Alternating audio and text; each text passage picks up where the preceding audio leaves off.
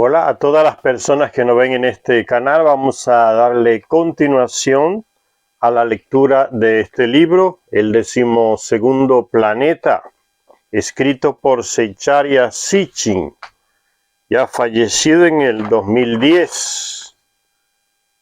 Un gran hombre que consiguió traducir las tablillas sumerias encontradas en lo que el territorio de lo que hoy se llama Mesopotamia, territorio en medio de dos ríos, Tigres y Éufrates, lo que hoy es Kuwait, Irak, esa zona es parte de Siria. Esas tablillas por miles han sido descubiertas y él las tradujo, 33 años trabajando sobre ese material, Zecharia Sitchin, más de 30 años dedicado a eso, sabía el hebreo antiguo, el hebreo del Testamento antiguo de la Biblia, Antiguo Testamento. Entonces cada vez que él cita un libro bíblico aquí del Antiguo Testamento, él toma como base la Biblia hebrea. No las Biblias que tenemos ya traducidas en español o en otro idioma, sino la Biblia hebrea es su base. Por eso algunos textos que se mencionan aquí del Antiguo Testamento puede ser que no concorden en la escritura como están escritos en las traducciones que tenemos, esas Biblias latinoamericanas y otras. En la base de él es la Biblia hebrea. Es más fiel al texto antiguo. Entonces estamos dándole continuación a esta lectura en la parte donde Zecharia Sitchin hace ver cómo en el Antiguo Testamento y en los textos babilónicos ya se habla de temas en común, aunque los babilónicos, los textos de Babilonia y los sumerios son mucho más antiguos que el texto bíblico. En esta parte hablamos del Día del Señor, un tema que es recurrente en algunos profetas del Antiguo Testamento, el Día del Señor. Zecharia Sitchin nos aclara que eso se refiere no a ese Dios unigénito, Yahvé de la Biblia, el día de él, sino que ese es un tema que los profetas tratan refiriéndose a un planeta que entra en nuestro sistema solar y produce muchas variaciones, pueden ser cataclismos, terremotos, tsunamis, diluvios, cambios de clima, descontrol en los ejes de los planetas de nuestro sistema solar, eclipses, todas esas son causas, son causados esos fenómenos por la presencia de ese planeta, el 12º planeta, en nuestro sistema solar. Cada 3600 años regresa por aquí. Y entonces, hablando de ese tema, de los textos del Antiguo Testamento, mencionando algunos profetas y hablando del tema central de la batalla celestial, la epopeya de la creación, un texto sumerio que nos narra cómo fue creado nuestro sistema solar. ¿De dónde sacaron los sumerios este conocimiento si no podían viajar por el espacio? Se lo transmitieron los Anunnaki, los Anakim, los Elohim de la Biblia, que vienen del planeta Nibiru, el 12º planeta. Ellos podían transmitirle ese conocimiento y se lo transmitieron a los sumerios. Los sumerios los plasmaron en tablillas que se han seguido descubriendo hasta el día de hoy, enterradas en ese territorio llamado Mesopotamia, a causa del diluvio que inundó todo prácticamente el planeta. Entonces, de esos profetas, dice aquí, uno de ellos es Isaías, que habla del día del Señor, cosas que ocurrirán, puede ser cosas positivas según lo interpretaban las personas de esa época, y otras negativas, las variaciones que les mencioné en el clima, en el espacio, en el sistema solar nuestro. Dice: las similitudes entre los augurios mesopotámicos de paz y prosperidad que debían acompañar al planeta del trono del cielo. El planeta del trono del cielo. En Nibiru reina el rey Anu. Tienen el sistema monárquico. Y a eso se refiere el planeta del trono del cielo, el trono de Anu. El que envió los Anunnaki aquí a nuestro planeta a buscar oro.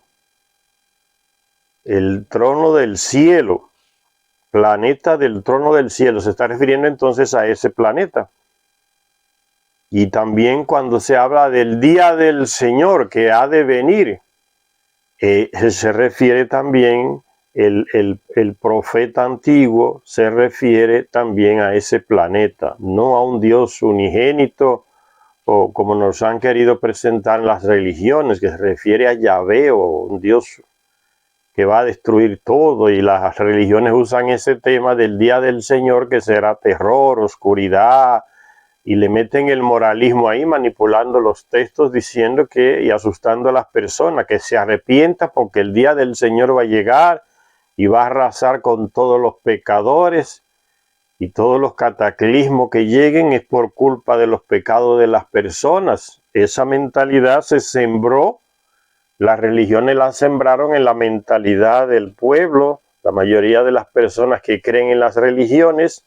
Por eso no era extraño ver en nuestros pueblos, en nuestros países, cada vez que había un terremoto, un cataclismo, un ciclón, la tierra temblaba. Mucha gente salía a darse golpes de pecho en las calles de los pueblos, desesperados y pidiéndole perdón a Dios. Y muchos dirigentes eclesiásticos de altura y de mediano poder también reconfirmaban, eso es por los pecados, eso lo envió Dios para que se arrepientan, para castigar. Todas esas burrices y estupideces, mucha gente se la creyó y vivía aterrorizada por las religiones, porque esas son instituciones que usan el miedo para ganar personas, seguidores, con el miedo, sea el miedo al infierno, sea el miedo a que se pierda tu alma, sea el miedo a que te manden, no sé, para un lugar que hay fuego eterno. Entonces el miedo lo usan.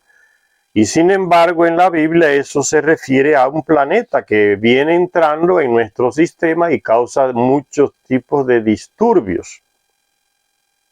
Las similitudes entre los augurios mesopotámicos de paz y prosperidad que debían acompañar al planeta del trono del cielo y las profecías bíblicas de paz y justicia que se establecerían sobre la tierra después del día del Señor. Eso se refiere al planeta, no a ese Dios de Yahvé. Se pueden expresar mejor en boca del profeta Isaías.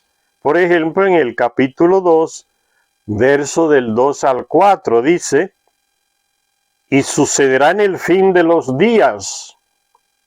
El Señor juzgará entre las naciones y reprobará a muchos pueblos. Ellos convertirán sus espadas en arados y sus lanzas en podaderas. No levantará espada nación contra nación. Entonces, como un tiempo de prosperidad, una expectativa se tenía entre el pueblo, en medio del pueblo, de que llegaría con el día del Señor, llegaría esa situación de prosperidad. Y sigue diciéndose Charia Sitchin, contrastando con las bendiciones de la nueva era que seguirá al día del Señor. El día mismo se describe en el Antiguo Testamento como un tiempo de lluvias, inundaciones y terremotos. Si vemos estos pasajes bíblicos, al igual que sus homólogos mesopotámicos, como los del tránsito en las cercanías de la Tierra de un gran planeta con una fuerte atracción gravitatoria, las palabras del profeta se nos harán plenamente comprensibles. Así se entenderá mejor, viéndolo desde este punto de vista, dice Charia Sitchin, en lugar de pensar que es Dios que viene a destruir el mundo, que a castigar a los pecadores, esa visión moralista que nos han impuesto las religiones, En lugar de esa visión, si se analiza este texto y otros del Antiguo Testamento que hablan del día del Señor, bajo la luz de que es un planeta que viene entrando en nuestro sistema y causará muchos disturbios, entonces desde este punto de vista es más fácil entender los textos de los profetas. Se le complica menos la comprensión al que lee los textos. Eso es lo que dice Zecharia Sitchin. Entonces, viéndolo desde este punto de vista, por ejemplo, se puede leer en Isaías capítulo 13, verso 4 al 13, 4 y 13 dice: como el ruido de una multitud en las montañas, un ruido tumultuoso como el de una gran cantidad de gente, de reinos, de naciones agrupadas, es el Señor de los ejércitos, comandando una hueste en la batalla. De tierras lejanas vienen desde el confín del cielo. Está refiriéndose entonces, desde el punto de vista que plantea Zecharia Sitchin, a un planeta que va a entrar en nuestro sistema solar. Recuérdense que en las lecturas anteriores que hicimos hablábamos que la epopeya de la creación, ese texto sumerio, hablaba de cómo se formó nuestro sistema solar y cómo Nibiru entró, fue atraído primero por Neptuno, después por Urano, después por Júpiter, Saturno, y entró en nuestro sistema solar, fue capturado, pero entró en la órbita, en la misma órbita de otro planeta que ya estaba entre Marte y Júpiter, llamado Tiamat. Y ahí se dio el impacto con ese planeta, que fue destruido, partido en dos. Y una de esas partes dio origen al planeta Tierra y al cinturón de asteroides. Entonces, esa epopeya, ese hecho, ese cataclismo en el espacio, esa colisión, fue narrada por los sumerios como una batalla entre dos ejércitos. Y esos ejércitos tenían una hueste de seguidores. ¿Cuáles eran? Eran los cometas de cada planeta, del planeta Tiamat y del planeta Nibiru, el 12º planeta. Entonces es como un ejército, un jefe, un comandante que tiene un ejército con una hueste de seguidores atrás, que son los cometas del planeta. Entonces lo referían, lo narraban desde ese punto de vista, como un choque de dos ejércitos. Por eso el texto de Isaías dice: es el Señor de los ejércitos, comandando una hueste en la batalla. ¿Ven? Los satélites de Nibiru que impactaron con Tiamat y la partieron en dos. El Señor de los ejércitos, comandando una hueste en la batalla. De tierras lejanas vienen, desde el confín del cielo. Nibiru viene de su estrella muerta, desde el espacio infinito allá, bien profundo, y llega a nuestro sistema solar y vuelve y causa todos esos efectos que ya les he mencionado, y regresa de nuevo a su estrella muerta. Y esa es la órbita elíptica de Nibiru, que quedó atrapado, entonces forma parte de nuestro sistema solar. Y se refiere a él desde el confín del cielo, dice, porque regresa ya a lo profundo, a su estrella muerta, y vuelve de nuevo acá. Desde el confín del cielo, el Señor y sus armas de la ira vienen a destruir toda la tierra. No se refiere a Dios que va a destruir el mundo y a todo el mundo, pobre, rico, inocente, culpado, no. Eso no tiene sentido si se interpreta desde ese punto de vista moralista, como lo hacen las religiones. Entonces se refiere a ese planeta que va a entrar en nuestro sistema solar y causa muchos problemas. Desde el confín del cielo, el Señor y sus armas de la ira vienen a destruir toda la tierra. Por eso haré temblar el cielo y se moverá la tierra de su lugar.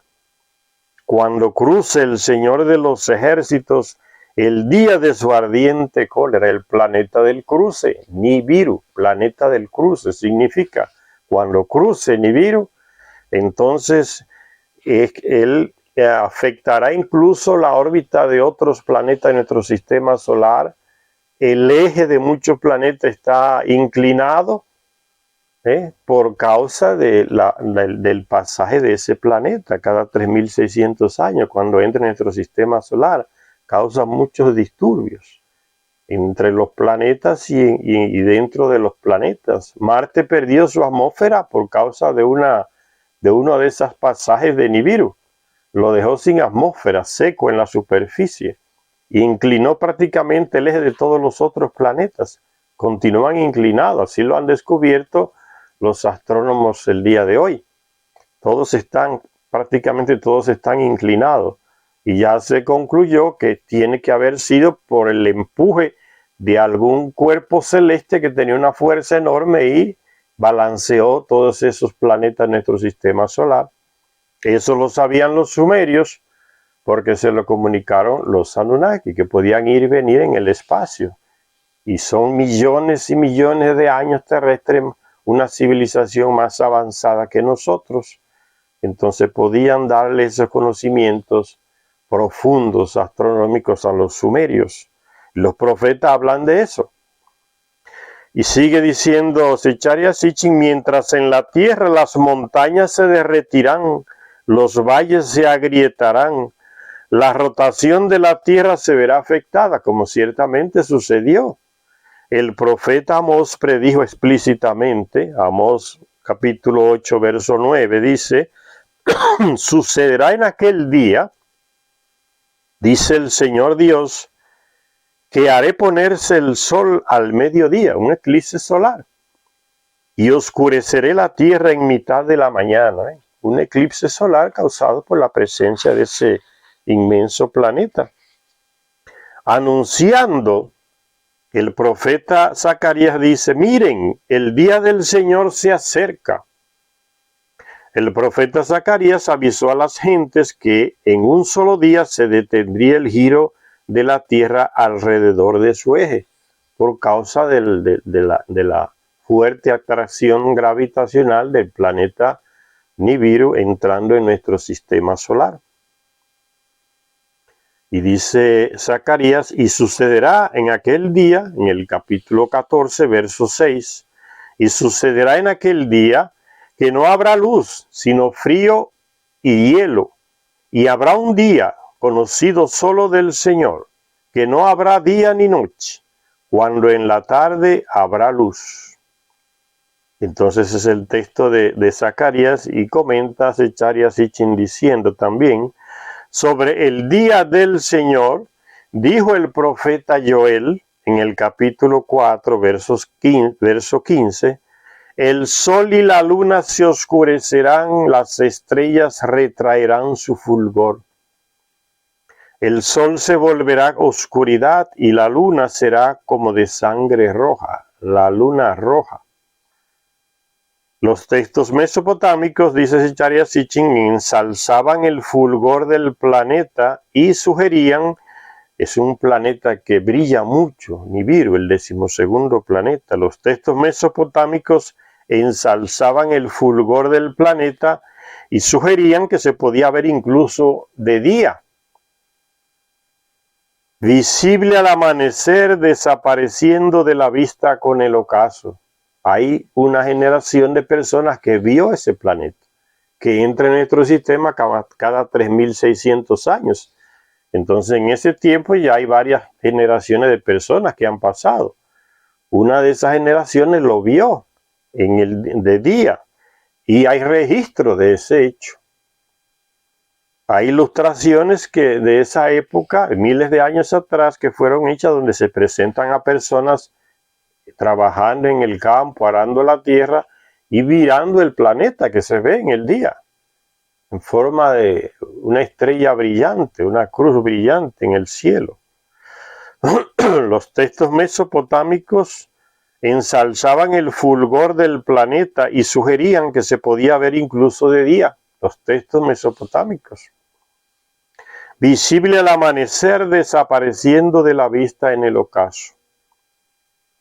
En un sello cilíndrico encontrado en Nippur, una ciudad antediluviana, que después fue sepultada por el diluvio también y desenterrada después, Nippur, donde reinaba Enlil, ahí en Mesopotamia. En esa ciudad se desenterraron miles de tablillas y cilindros de barro cocido, y en uno de esos sellos cilíndricos encontrado en Nippur se representa a un grupo de labradores o agricultores mirando sobrecogidos al 12º planeta, que es simbolizado en el cilindro como una cruz en el espacio, visible en los cielos.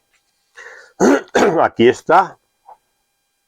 Ellos están arando el terreno y quedan asombrados mirando el planeta, el 12º planeta, el planeta del cruce, por eso en forma de cruz lo diseñan, lo pintaron en ese cilindro de arcilla de miles de años. El planeta del cruce, por eso la cruz. Entonces la cruz no es un invento de los seguidores de Jesucristo ni de los romanos, no tiene nada que ver, eso viene ya eso es un símbolo que usaban ya en la época de los sumerios para representar al planeta Nibiru, al planeta de los llamados dioses, de los Anakim, de los Elohim, de los Anunnaki, la cruz. Entonces mucha gente no sabe la historia de la cruz y cree que la inventaron los romanos para torturar a los presos, y después los seguidores de Cristo siguieron con ese símbolo. Pero no tiene nada a ver con ellos. En miles de años anterior, igual que el símbolo de la esvástica que usaban Hitler y sus seguidores, eso no tiene nada, eso viene ya del tiempo de los sumerios. Ese símbolo aparece en las tablillas sumerias, en las escritas cuneiforme. Cuando uno no sabe la historia de las cosas, habla muchas cosas y cree muchas mentiras que no tienen nada de real. Sigue diciendo entonces Zecharia Sitchin, los pueblos de la antigüedad no solo esperaban la llegada periódica del 12º planeta, sino que seguían también su avance. Diversos pasajes bíblicos, concretamente en Isaías, Amós y Job, relatan el movimiento del Señor, o sea, del planeta, del Señor celestial, a través de varias constelaciones. Él va pasando, se va tan lejos a lo profundo del espacio, hasta su estrella muerta, que atraviesa y pasa por varias constelaciones para llegar allá. ¿Cómo supieron los sumerios que ese planeta pasa por esas constelaciones si no tenían telescopios en el espacio como se tienen hoy? Se lo comunicaron los Anunnaki, que podían viajar en el espacio y tenían naves para eso, iban y venían de Nibiru y sabían la historia del sistema solar nuestro, cómo se formó, sabían de las constelaciones. Fueron ellos que las nombraron. Entonces ese conocimiento se le dio a los sumerios, los terrestres, a través de los Anunnaki, les llegó eso. Fíjense cómo se narra en un texto ya de mesopotámico el paso de ese planeta por diferentes constelaciones. Ve, dice, solo se extiende por los cielos y se remonta a las alturas de lo profundo. Va hacia su planeta, hacia su sol muerto. Llega a la Osa Mayor. Ahora comienza a nombrar las constelaciones por donde pasa. Llega a la Osa Mayor, a Orión, a Sirio y a las constelaciones del sur. O bien, otro texto dice, su rostro sonríe sobre Tauro y Aries. De Tauro a Sagitario irá. ¿Cómo pasa de una constelación a otra constelación? Estos versículos describen un planeta que no solo cruza los más altos cielos, sino que también entra desde el sur a nuestro sistema solar. Se mueve en el sentido de las agujas del reloj, porque los planetas de nuestro sistema solar giran contrarios a las agujas del reloj. Mientras que el cinturón de asteroides, todas esas piedras que forman el cinturón de asteroides, giran en el sentido de las agujas del reloj, igual que el planeta Nibiru, que el 12º planeta, porque fue el que los impactó con sus satélites y los puso a girar en su propia órbita, en el sentido de la órbita de Nibiru, en sentido igual que las agujas del reloj. Entonces los asteroides, el cinturón de asteroides giran contrario a los planetas, y Nibiru también, esa es su órbita, contraria a las agujas a cómo giran nuestros planetas. Él entra por el sur. Dice, se mueve en el sentido de las agujas del reloj, exactamente lo que dedujimos por los datos mesopotámicos, dice Zecharia Sitchin.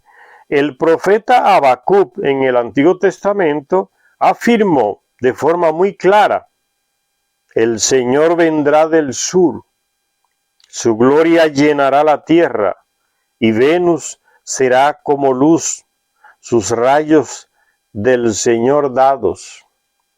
Eso está en Habacuc, profeta Habacuc, capítulo 3, versos del 3 al 5. En la Biblia hebrea está así, que es más fiel al texto hebreo antiguo. Si ustedes encuentran otras Biblias en español, van a ver que no habla igual. No menciona al planeta Marduk ni a Venus. Entonces cambian los textos. Esas son las interpretaciones y las manipulaciones que hacen las religiones para que el texto no parezca que habla de un planeta, sino de ese Dios Yahvé, o de Dios unigénito. En definitiva, para justificar su monoteísmo, ¿no? Porque para ellos hablar de otro planeta, de ese planeta, se le caería la máscara de muchas mentiras que dicen las religiones. Entonces cambian las palabras en el texto, la manipulación de los textos del Antiguo Testamento. Y sigue diciendo Zecharia Sitchin, de entre los muchos textos mesopotámicos que tratan este tema, uno es bastante claro. Dice así ese texto: el planeta del dios Marduk en su aparición es Mercurio. Ascendiendo 30 grados del arco celeste, Júpiter. Cuando se sitúe en el lugar de la batalla celeste, Nibiru. Ese es un texto antiguo que dice así. Voy a leerlo de nuevo. Zecharia Sitchin lo cita, dice ese texto antiguo, babilónico: el planeta del dios Marduk, en su aparición, Mercurio. Ascendiendo 30 grados del arco celeste, Júpiter. Cuando se sitúe en el lugar de la batalla celeste, Nibiru. ¿Cómo interpretaron los expertos, como dice Zecharia Sitchin, astrónomos, este texto? Pues ellos pensaron que esos antiguos sumerios hablaban de diferentes nombres que tiene ese planeta. Zecharia Sitchin dice, están equivocados. Los antiguos no le están dando nombres diferentes a ese planeta. Está hablando, dice, se están refiriendo a los movimientos de ese planeta y a los 3 puntos cruciales en los que su aparición se puede observar y seguir desde la Tierra. A eso se refiere. Dice, en su aparición Mercurio, ascendiendo 30 grados en el arco celeste, Júpiter. Cuando se sitúa en el lugar de la batalla celeste, Nibiru. Aquí en este diseño se explica ese texto antiguo. Zecharia Sitchin lo esquematiza bien. Como dice el texto, en su aparición, Mercurio, fíjense. Entonces aquí está, él viene desde el sur, el planeta Nibiru, está entrando aquí desde el sur. En su aparición, entra por aquí, desde el sur, ¿no? Aquí están los 3 puntos a que se refiere. En su aparición, Mercurio, trazando desde el punto de vista de lo que viven en el planeta Tierra, ¿no? Aparece por el sur, alineado con Mercurio. Por eso dice, en su aparición, Mercurio. Y sigue diciendo, cuando entra en el ascendiendo 30 grados del arco celeste, Júpiter, porque ahí pasa la órbita de Júpiter, ¿ven? La órbita de Júpiter. Aquí está Júpiter, esa es la órbita de Júpiter, ahí. Ascendiendo 30 grados, entonces, Júpiter se ve entonces desde la Tierra como en la posición de Júpiter.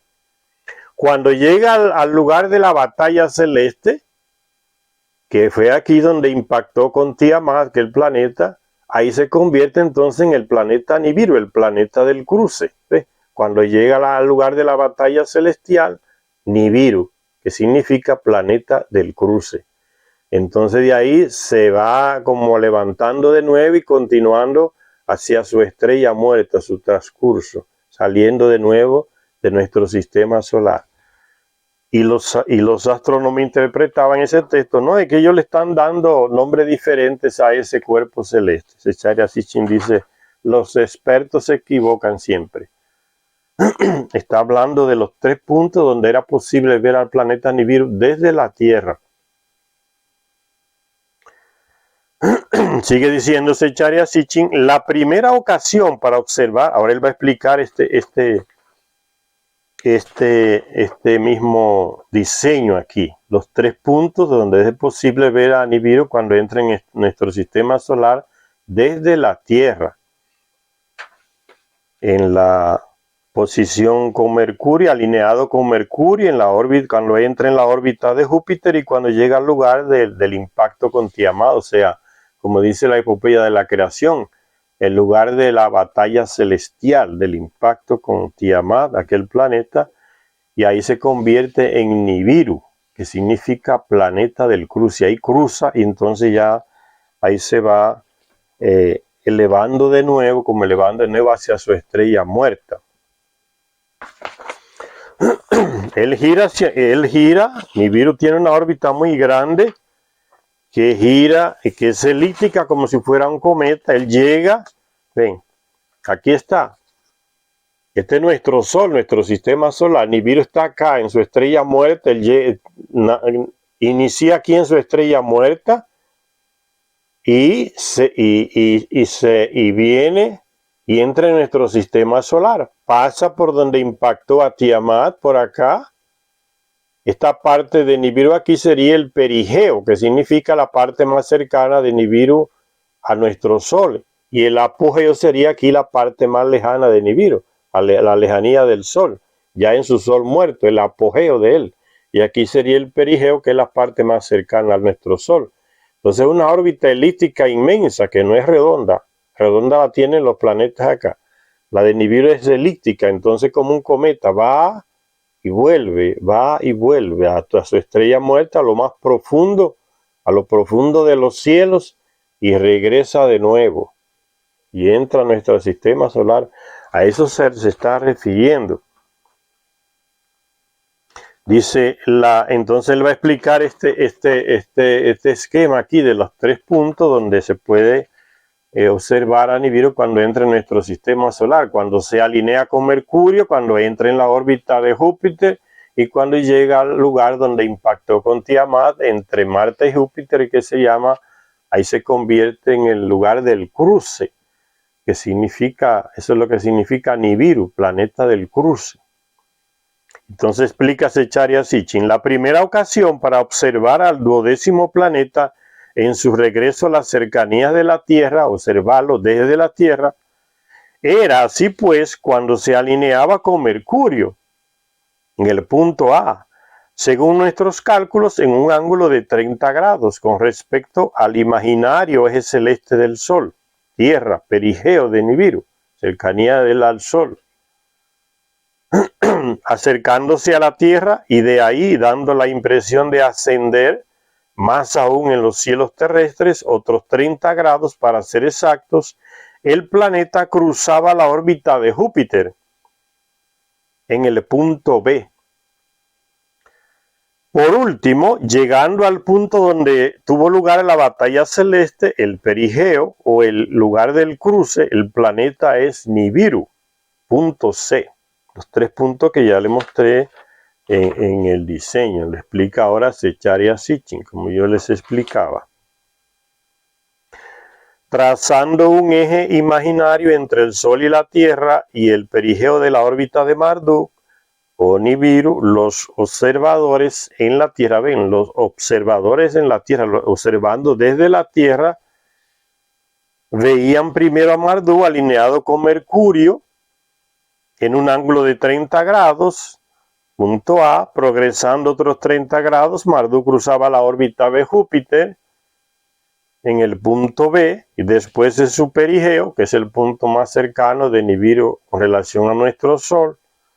Después en su perigeo, punto C, Marduk alcanzaba el cruce, o sea, volvía al lugar de la batalla celeste, el punto más cercano a la Tierra, e iniciaba su órbita de regreso al espacio profundo.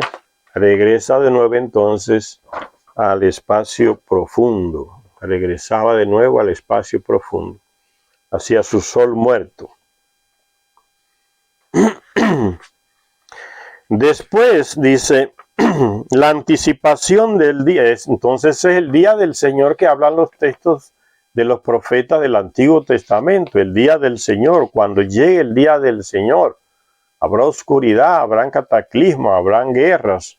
Viene con su ¿ve? Como un ejército, comandante de un ejército. Ya les explicaba todas esas comparaciones de la presencia de ese planeta en nuestro sistema solar cuando entraba. El día del Señor va a llegar.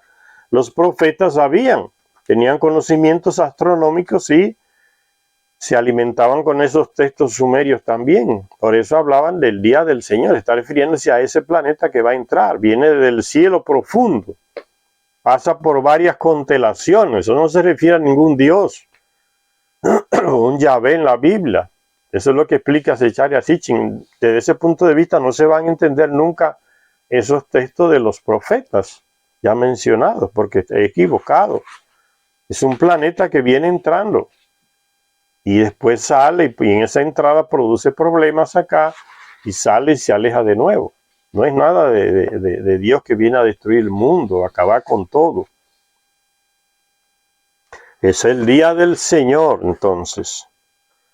La anticipación del día del Señor, sigue diciendo Zecharia Sitchin, en los antiguos escritos mesopotámicos y hebreos en el Antiguo Testamento y en los textos mesopotámicos, que tuvo su eco en las expectativas de la llegada del reino del cielo en el Nuevo Testamento. Cristo también, Jesucristo habla del reino del cielo. Se está refiriendo a Nibiru, al planeta, el reino de los cielos. El rey Anu en los cielos, en el planeta Nibiru, el reino de los cielos, es el planeta que reina en nuestro sistema solar. El reino de los cielos también en el Nuevo Testamento se basaba de este modo en las experiencias, dice, en las experiencias reales, no fantasía, no leyenda. ¿Ven?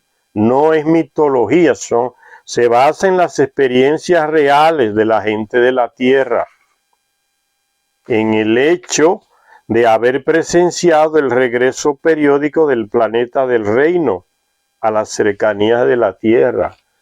En Nibiru existe, como ya les dije, el sistema monárquico. Hay un rey para el planeta entero, el rey Anu. Hubieron otros reyes anterior a él que murieron y eso es una sucesión de reyes. No sabemos cuál estará ahora, si Anu sigue o otro tomó el poder, el sistema monárquico, el reino del cielo. Ese reino fue traído a la tierra, por eso hay textos antiguos que hablan de cuando el reino bajó del cielo, la monarquía la trasplantaron de su planeta hacia acá. Aquí se nombraron reyes. Por eso tenemos en muchos países todavía el sistema monárquico. Ellos lo implantaron aquí también, ahí en Mesopotamia, en las ciudades que fundaron. Y los terrestres continuaron con ese sistema, la monarquía. Entonces hemos ido progresando. Ya los monarcas ya son un capítulo aparte, como reliquias antiguas de un sistema. Ya el ser humano, el terrestre, ha avanzado, ¿no?, hacia la democracia, hacia las repúblicas, y los reyes van como quedando atrás, porque para eso estamos, para ir evoluyendo, avanzando, no para quedarnos fijos en una manera de hacer las cosas, de gobierno, político, económica, lo que sea. Tenemos que ir avanzando.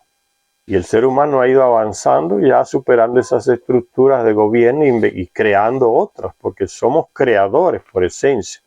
El ser humano es creador.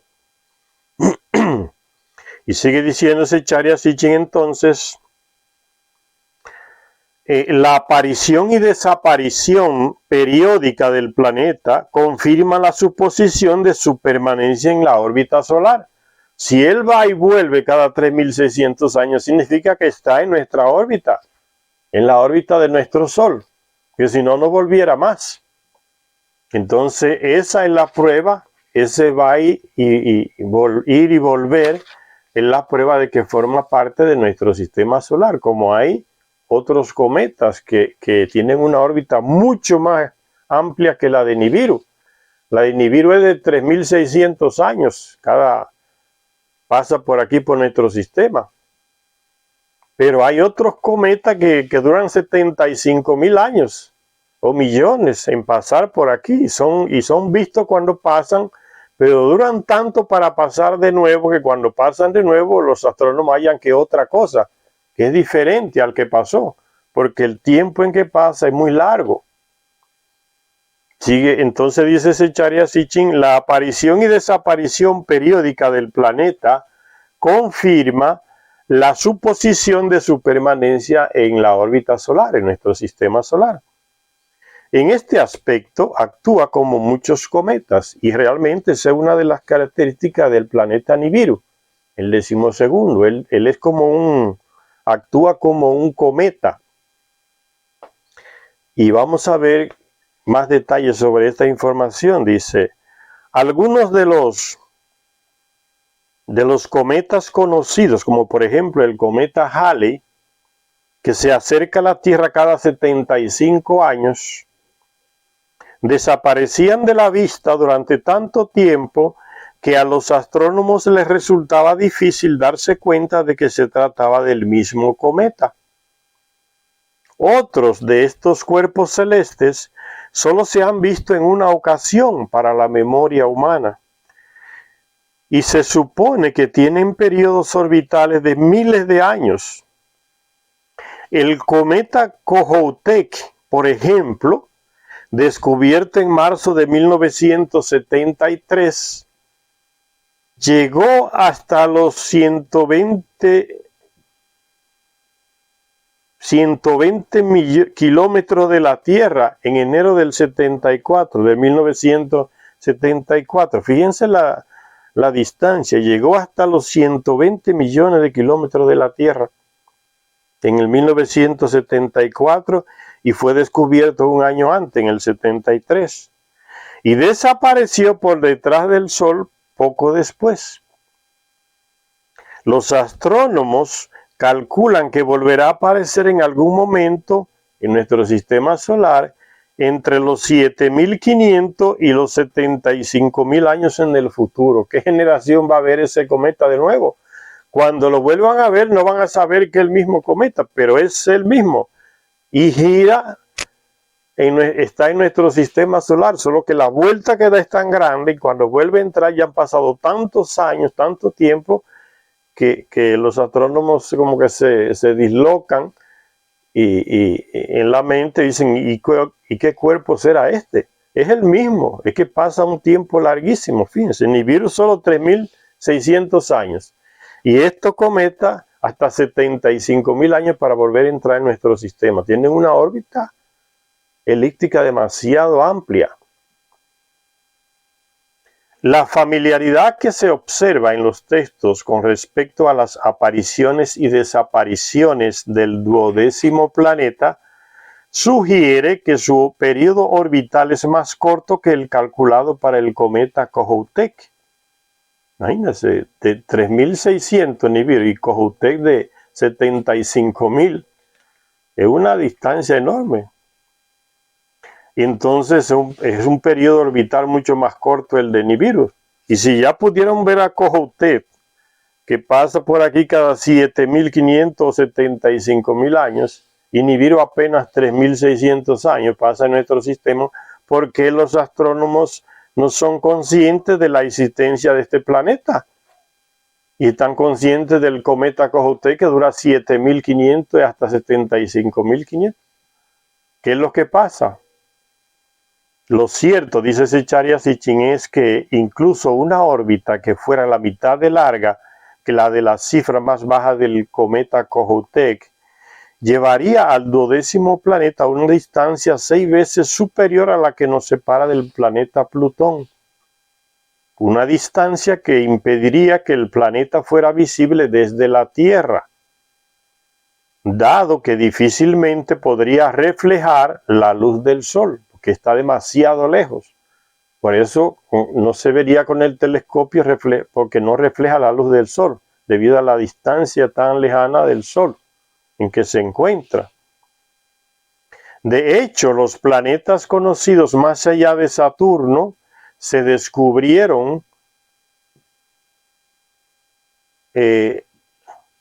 dice, más allá de Saturno se descubrieron de forma matemática, ¿ven? Los planetas más allá de Saturno, ¿cuáles son? Urano, Neptuno y Plutón. Esos tres se descubrieron no por la luz que reflejaban del Sol en el telescopio, sino que fueron descubiertos matemáticamente, porque no se veían, no reflejaban la luz del Sol porque están lejos. Entonces, ¿cómo fueron descubiertos? Matemáticamente,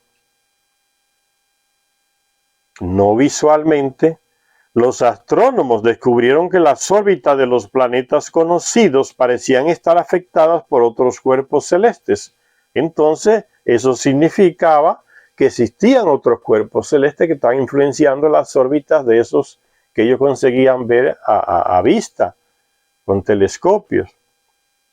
Entonces Zecharia Sitchin dice, si con matemáticas fue posible descubrir la existencia de Neptuno, de Urano y de Plutón, ¿por qué no se usa ese mismo sistema para descubrir la presencia de Nibiru?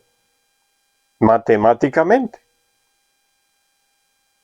Ya se ha especulado sobre la existencia de un planeta X. Los astrónomos actuales hablan del planeta X, que aunque invisible parece sentirse, entre comillas, parece sentirse a través de sus efectos sobre las órbitas de determinados cometas.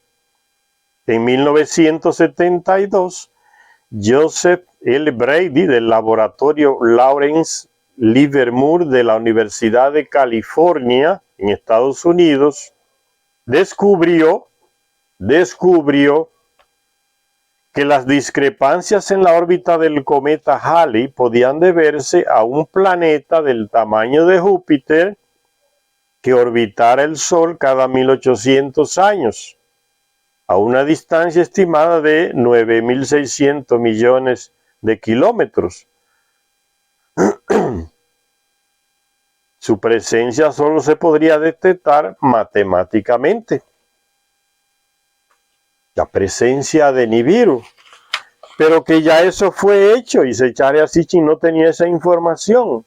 Matemáticamente este hombre, Carlos Muñoz Ferrada, chileno, nacido en el 1909 y fallecido en el 2001 con 92 años, Carlos Muñoz Ferrada en Chile, astrólogo, sismólogo, cientista, piloto de la Marina Mercante de Chile, a través de cálculos matemáticos acertó, predijo terremotos, descubrió nuevos planetas y cometas.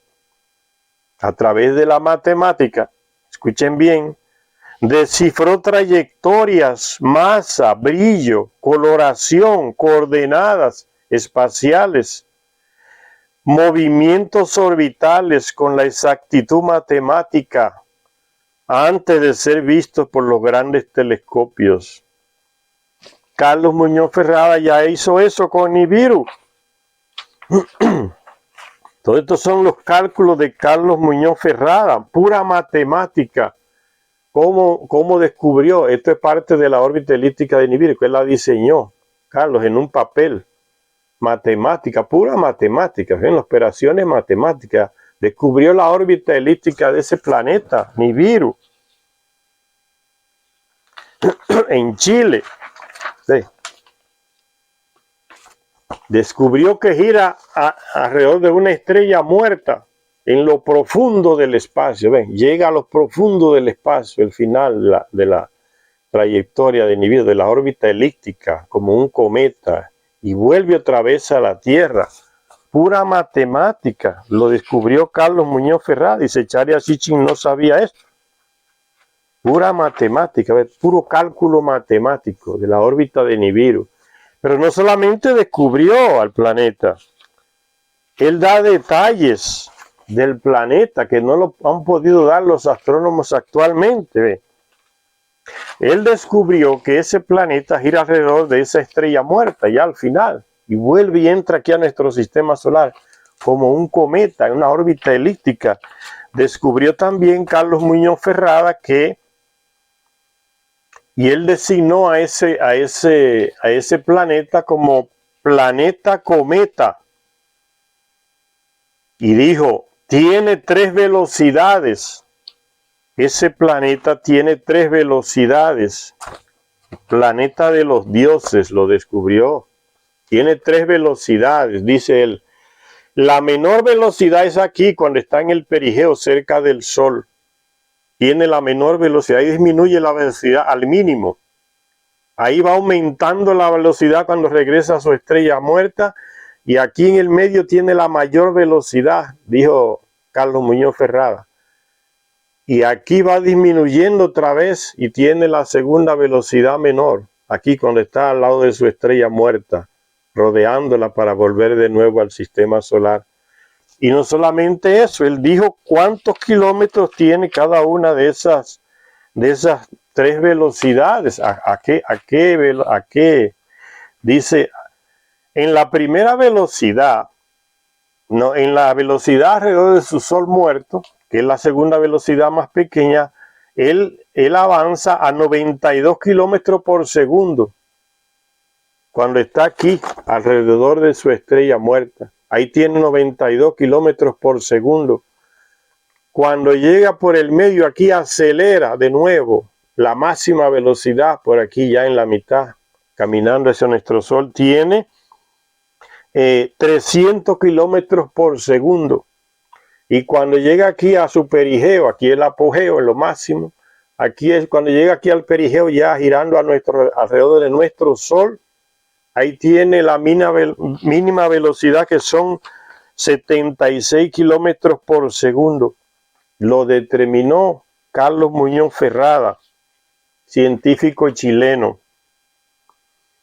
Cuando le preguntaron por qué el Señor designa ese planeta como el planeta cometa, y él respondía, planeta cometa porque tiene una órbita elíptica como un cometa, tiene cola como un cometa y tiene masa como un planeta. Esa fue la respuesta de él. Y cuando le hablaron de por qué los astrónomos actuales no habían descubierto, él dijo, son un monte de locos. O sea, él no formaba parte de la llamada comunidad científica, que son puramente europeos y estadounidenses, que lo que ellos no ven por el espejito allá en el espacio, ellos no creen que está. Matemáticamente este hombre chileno, Carlos Muñoz Ferrada, fallecido en el 2001, con 92 años, descubrió el planeta de los dioses, el planeta Nibiru, el 12º planeta. No le dio el nombre de Nibiru, porque Nibiru significa cruce, cuando cruza ahí, cerca de nuestro Sol, en el lugar en que impactó con Tiamat. Los sumerios le decían cruce por eso. Y Carlos Muñoz Ferrada simplemente lo designa, es un planeta cometa, y le preguntaron, ¿y qué causa cuando llega aquí a nuestro sistema solar ese planeta? Él dice que es muy brillante también, lo mismo que decían los sumerios de ese planeta, es brillante, tiene una órbita elíptica. Y él respondió, dice, y si él y pensó así, se quedó con la mano así, Carlos Muñoz Ferrada. Cantidad de problemas va a quedar. terremotos, maremotos, cataclismos, tsunamis. Va a morir mucha gente. Y él decía, miles de gente van a morir. No hay manera de evitarlo. Señores, está diciendo lo mismo que decían los profetas del Antiguo Testamento sobre el día del Señor. Va a mover la tierra de su lugar, va a afectar el eje de los planetas, lo va a mover del lugar. Y así están todos. Están descontrolados en su eje, uno inclinado acá, otro inclinado acá.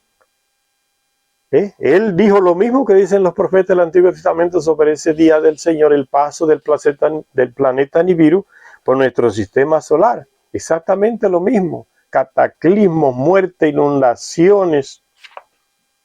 Se van a morir miles. Lo que va a producir casi ni da para pensar los cataclismos que trae. Y siempre ha sido así. Nibiru fue el que produjo el diluvio cuando llegó cerca.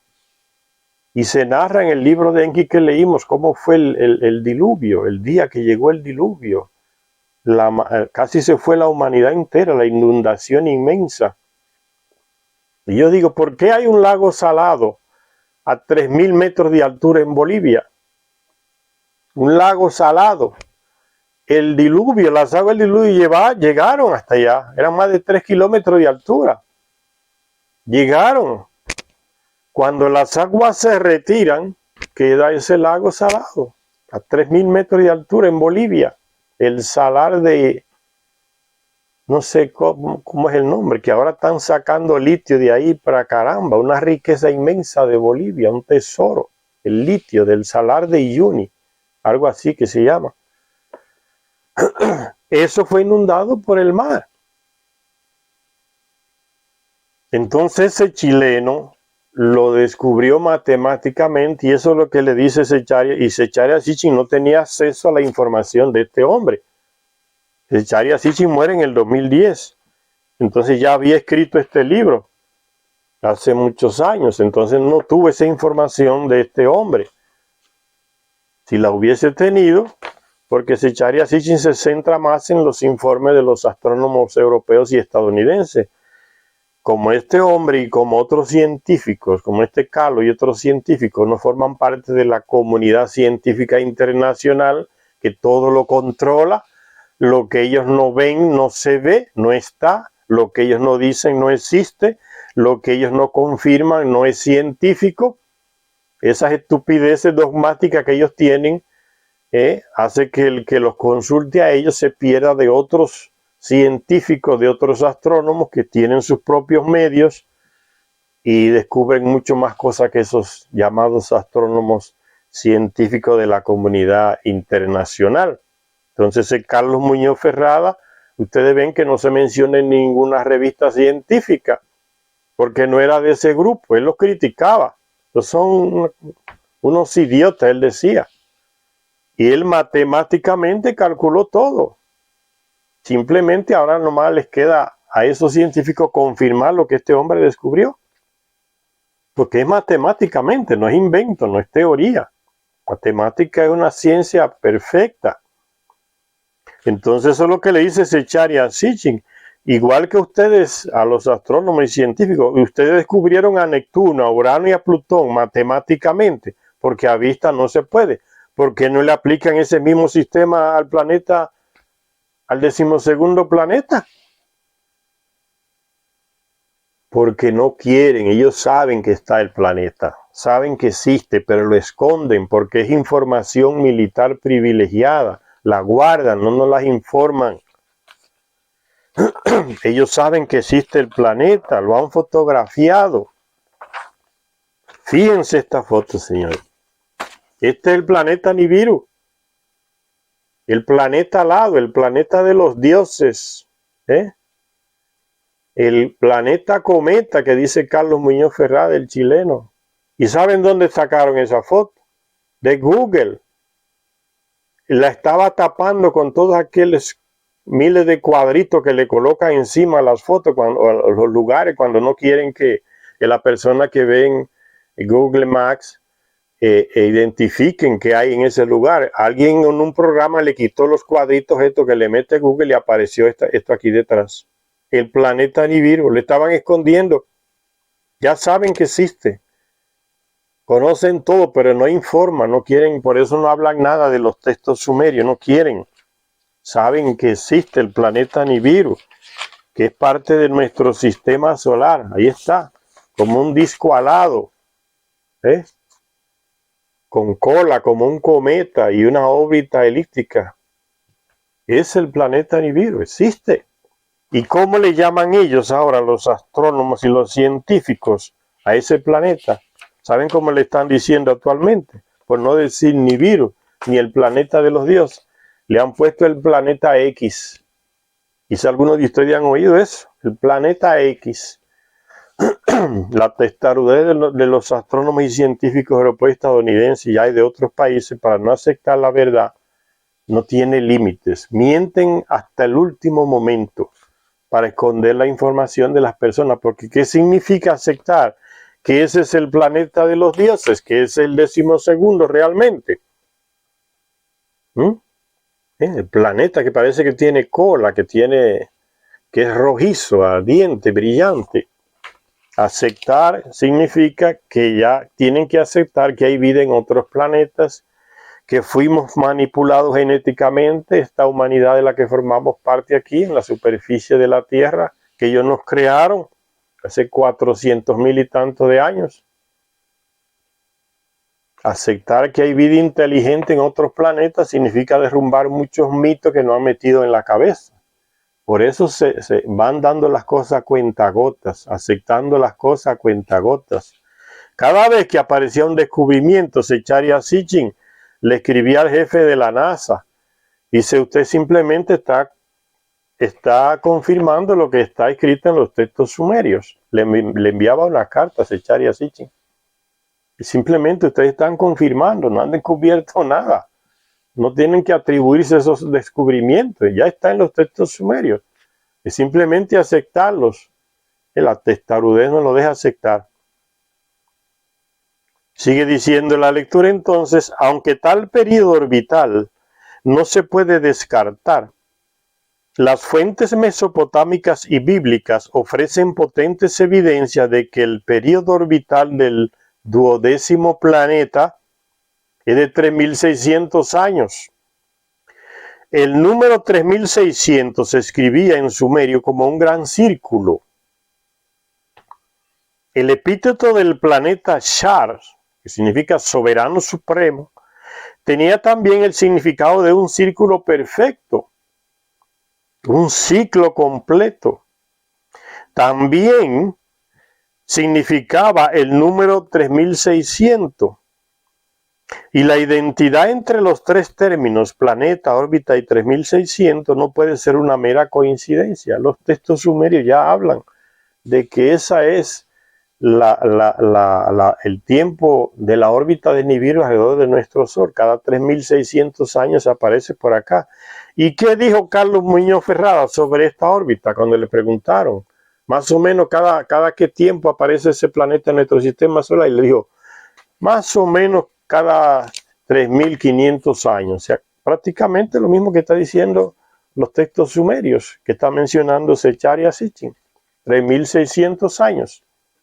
Puede ser que varíe, pero están en la misma línea. El hombre lo hace matemáticamente, como es latinoamericano, no es europeo. El chileno entonces como que lo descalifican y nunca lo mencionan y lo entierran. O sea, nunca aparece mencionado este hombre. Carlos Muñoz Ferrada, chileno, descubrió el planeta. No descubrió, sino que matemáticamente lo identificó. Ya los sumerios lo sabían. Dice Zecharia Sitchin entonces, hablando de esa fecha, de ese tiempo en que Nibiru retorna a nuestro Sol, 3.600 años. Dice, Beroso, un escritor caldeo de mesopotámico, que era astrónomo, babilonio, hablaba de 10 soberanos y que reinaron en la tierra antes del diluvio. Resumiendo los escritos de Beroso, un escritor griego llamado Alejandro Poligístor escribió: en el segundo libro de Beroso estaba la historia de los 10 reyes de los caldeos y los períodos de cada reinado, que sumaban en total 120 shar, es decir, 432.000 años para llegar a la época del diluvio. Entonces, antes del diluvio se contaba en shar. Un shar, ¿qué es un shar? Es el tiempo que toma el planeta Nibiru en ir a su planeta, salir de su estrella muerta y entrar en nuestro sistema solar y volver otra vez a su estrella muerta. Llega a nuestro sistema solar cada 3.600 años, es la órbita de Nibiru. Y es como la nuestra, que un shar entonces para los de Nibiru sería, como nosotros decimos aquí, un año. ¿Qué es un año? Es la órbita del planeta Tierra alrededor del Sol. Son medidas distintas correspondientes a planetas distintos. Para Nibiru, un shar, para nosotros, un año. Entonces, cada 3.600 años nuestros, llega Nibiru a nuestro sistema solar. Eso es un shar. Para que se entienda mejor. Y Avideno, un discípulo del famoso filósofo Aristóteles, griego, este Avideno también mencionó los textos de ese Beroso, como lo hizo Alejandro Poligístor. Este Avideno, que era discípulo de Aristóteles, también citó a Beroso diciendo, al respecto de los 10 soberanos antediluvianos cuyos reinados sumaban en total 120 shar, confirmó también lo que dijo Alejandro Poligístor. Y aclaró también este Avideno que estos soberanos y sus ciudades se encontraban en la antigua Mesopotamia. En esa región fue donde se desarrollaron esos 10 reinados antes del diluvio. Se dice que el primer rey del país en esa lista de Beroso, que la tomó de textos sumerios antiquísimos, se dice que el primer rey del país, ahí en Mesopotamia, donde se instalaron los Anunnaki, cuando llegaron de Nibiru a buscar oro aquí en nuestro planeta, descendieron ahí, en lo que hoy es el Golfo Pérsico, en Kuwait, en Irak, en ese territorio, la Mesopotamia, entre el río y el Éufrates. Dice que el primer rey, entonces estos reyes son Anunnaki, no son terrestres. Dice, el primer rey del país fue Aloro, que reinó 10 shar, 28.800 años. Ese Aloro que menciona Beroso es el mismo Alulín en otra lengua, y es el mismo Alalu, que ya hablamos de él en la lectura del libro perdido de Enki. ¿Quién era Alalu? Alalu era un rey de Nibiru, el 9º rey de Nibiru, que mató al rey anterior a él. Entró en el palacio armado con otros seguidores y usó la violencia y mató al rey que estaba ahí. Y se instaló él como rey. Después de cierto tiempo, allá en Nibiru llegó otro príncipe y reclamando el trono, y mostró cómo él era el heredero legal del trono y no Alalu. Alalu confirmó lo que ese príncipe decía, pero le propuso un acuerdo a ese príncipe que se llamaba Anu. Digo que se llamaba porque no sé si el que está reinando ahora o si murió. ¿Cuál fue el acuerdo? Él le dijo, mira, yo te reconozco a ti como que eres el heredero legal, pero déjame terminar mi mandato y cuando yo termine te nombro a ti como heredero oficial del trono. Y así se escribió y se acordó. Y Anu entonces se convirtió en el copero de Alalu, el que le servía el vino, es el hombre de más confianza porque lo podía envenenar.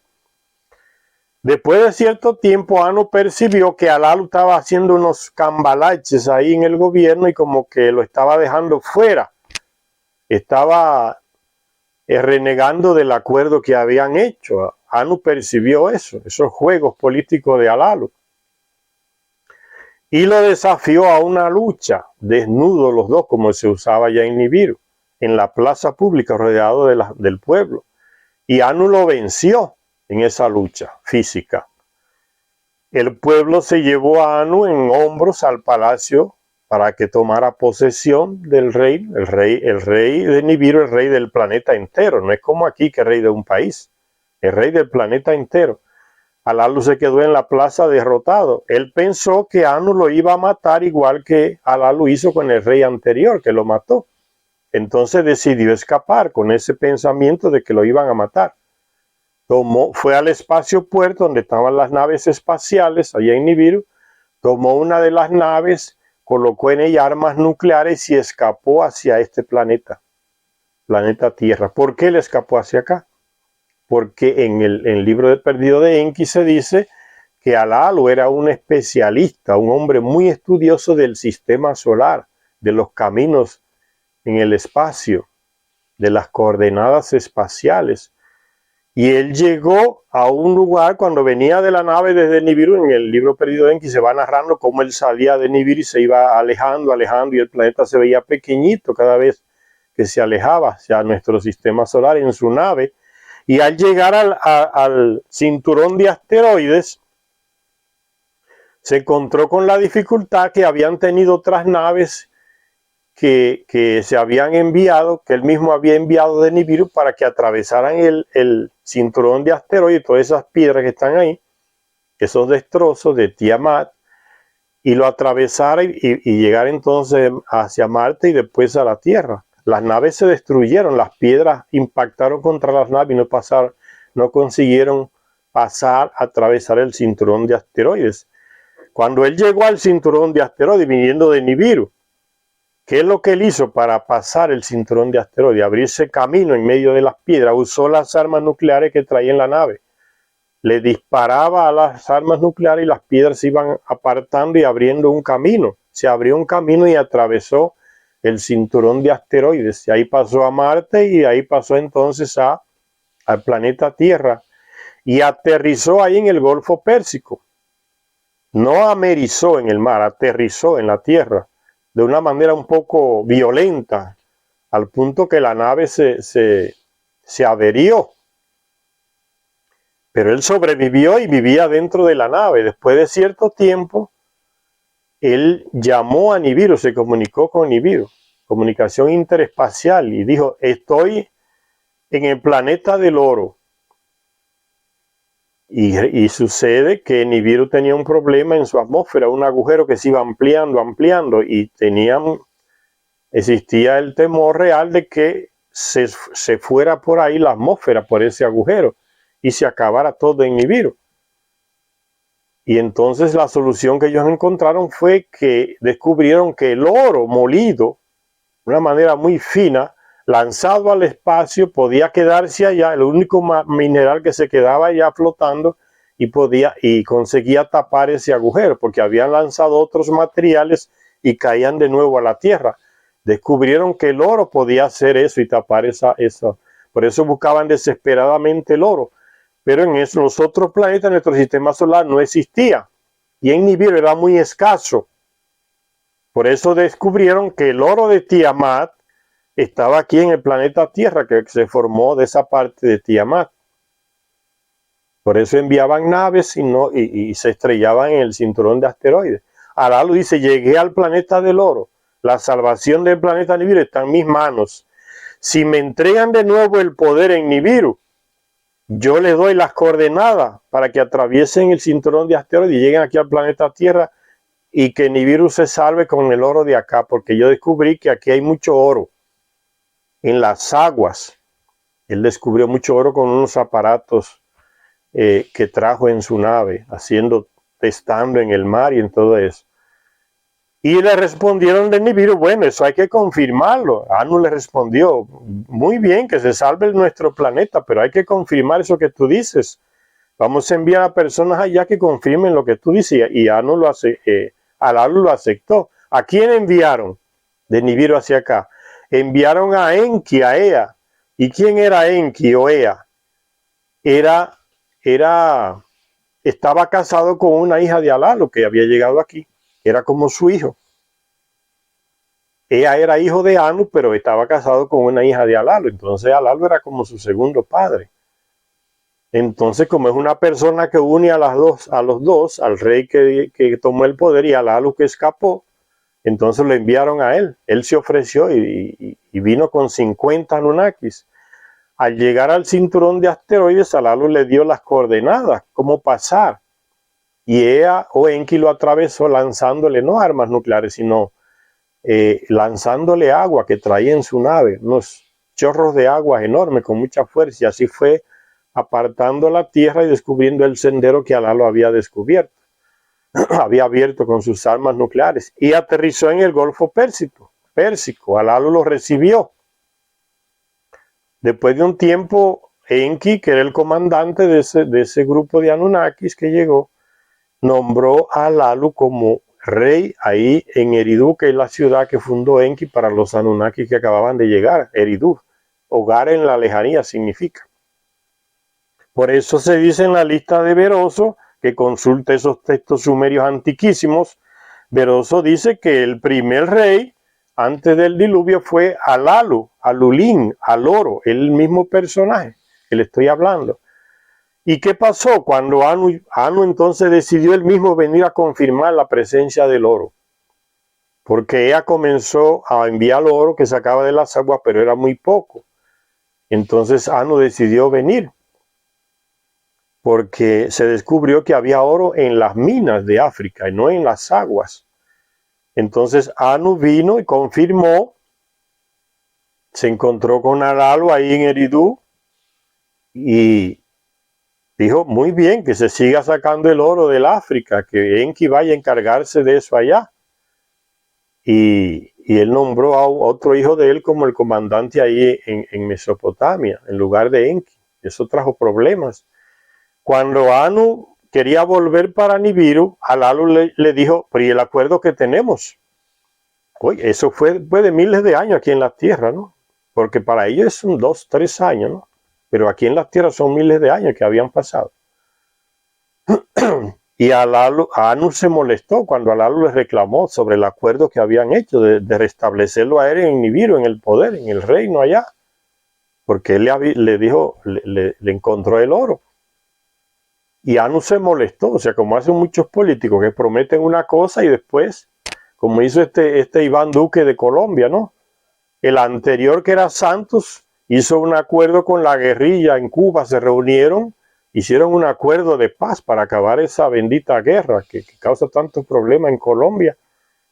Llegó Iván Duque y dijo, no me importa ese tratado, y no lo cumplió. Continuó la guerra. Lo mismo Anu. Dan su palabra y después dicen, no, yo no voy a cumplir eso.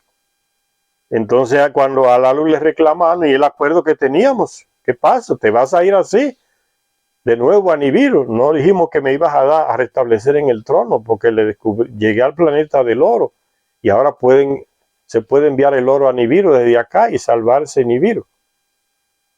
Anu se molestó y le dijo, vamos a luchar de nuevo. Si tú me vences, tú vas a Nibiru y reinas.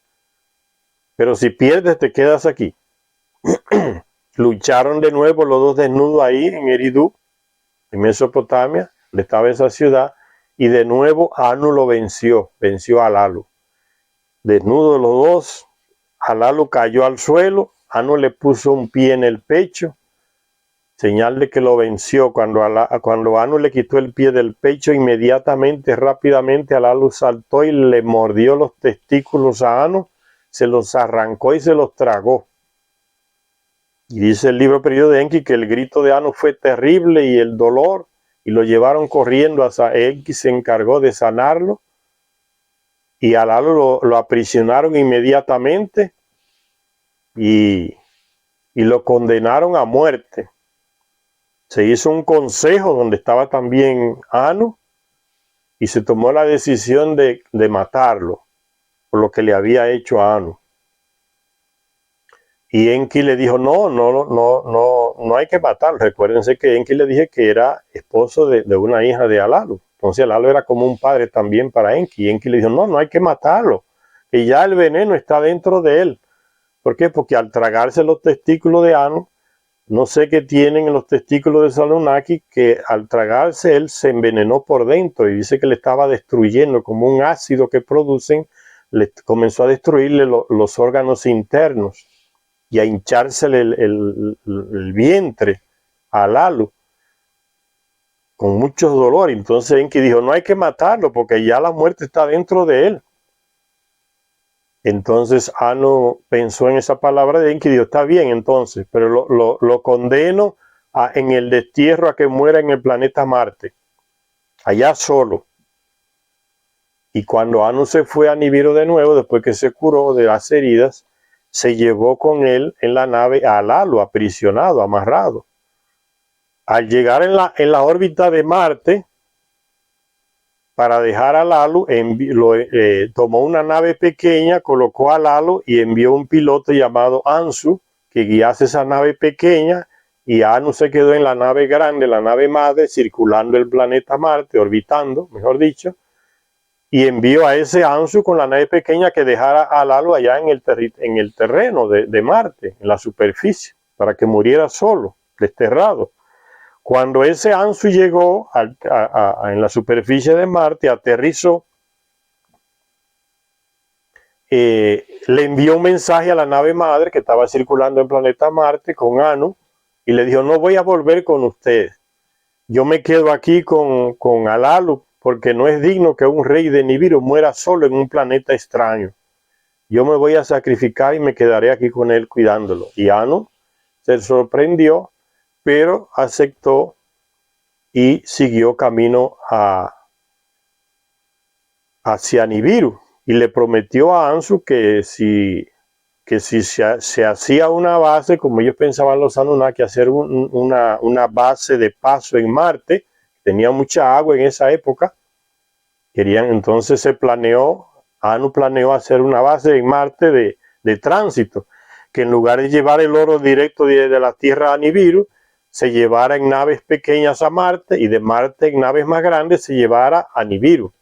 Entonces se construyó en Marte esa estación de paso y Anu le prometió a Ansu, ese piloto que se quedó con Alalu allá en Marte, que cuando se terminara de construir esa estación de paso en Marte, él iba a ser el comandante. Y se fue a Nibiru. Después de cierto tiempo, llegó de Nibiru una nave con una hermana de Ea o Enki y otras 50 mujeres, y otras mujeres, 50 no, otras mujeres, grupo de mujeres, 30 o 40 yo que eran, mujeres Anunnaki que venían a encargarse de la salud de los Anunnaki que trabajaban aquí sacando oro en las minas de África, que dirigía Enki. Venían a encargarse de las enfermedades, de la alimentación, porque reclamaban mucho de la alimentación del planeta aquí, que era muy pobre para ellos. Y esa mujer, que era media hermana de Ea o Enki, llegó con esas mujeres de Nibiru. Al pasar por Marte, descendió, porque ya Anu le había dicho que Ansu estaba allá. Cuando ella llegó al planeta Marte, detectaron la señal que enviaba el casco que tenía Ansu y descubrieron en qué lugar estaba. Cuando aterrizó la nave en Marte de esa mujer que venía de Nibiru, descubrieron que estaba muerto, había muerto recientemente. Le aplicaron unos aparatos que tienen los Anunnaki, le dieron choque, como unos choques, y consiguieron resucitar a Ansu. Él les contó que cómo murió Alalu, vomitando los órganos internos en fuertes dolores, hinchados, y que él lo enterró en una caverna y le colocó muchas piedras encima y lo colocó en una caverna. Esa mujer fue guiada por Ansu, descubrieron el cuerpo y les decidieron hacerle un monumento ahí en Marte a Alalu, el primer rey de Nibiru que moría fuera del planeta Nibiru, en un planeta extraño, Marte. ¿Y cuál fue el monumento que le hicieron?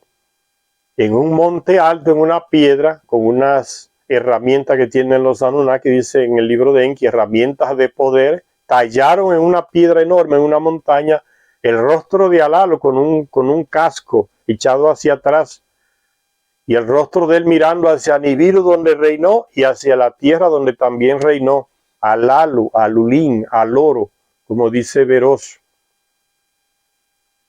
Si ustedes buscan en YouTube y escriben rostro en Marte, rostro en la superficie de Marte, va a aparecer inmediatamente esa cara que está ya en Marte.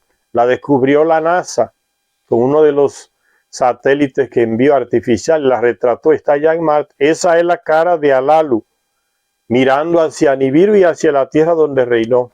El primer rey antediluviano aquí en la tierra y rey también en Nibiru.